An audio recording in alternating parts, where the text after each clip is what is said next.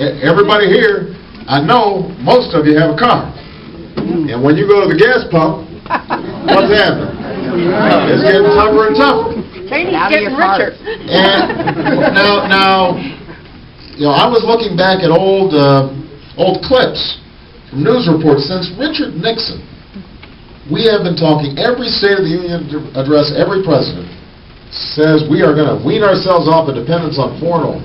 We're going to become energy independent. And the only thing that has happened since the 1970s is what? Gas prices go up. ExxonMobil makes record profits. And we send $800 million every day to hostile nations that are financing the war, financing some of the terrorist activity that's going on. So we got President Bush saying, well, we got to do something about Iran, and yet because of our dependence on foreign oil, oil prices are higher, and as a consequence, Iran is in a stronger position to threaten our national security interests. About $90 a barrel. Absolutely. And in the bargain, we're melting the polar ice caps and changing the climate of the planet. So everybody in this area knows what's been happening in terms of forest fires. We have seen forest fires that nobody's ever seen before.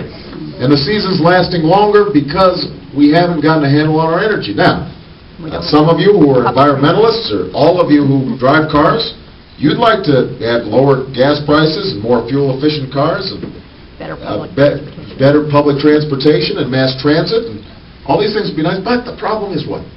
You don't have a lobbyist. You don't have a lobbyist. So the oil companies, they've got lobbyists that are blocking the use of alternative fuels.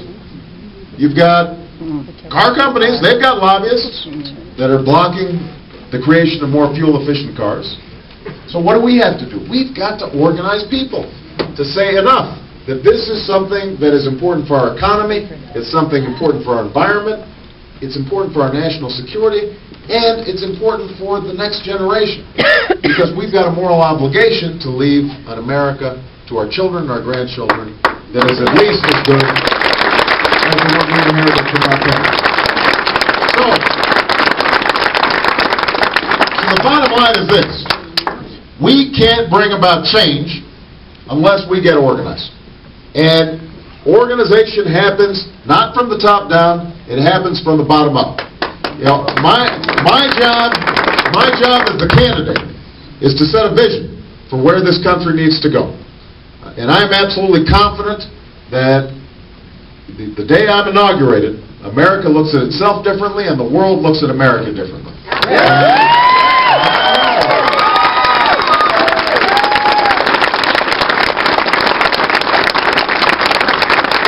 And so we put forward proposals for energy independence. We've put forward proposals to deal with global warming. We have a comprehensive plan to make sure that every American has health care, not 10 years from now, not 20 years from now, but by the end of my first term as President of the United States.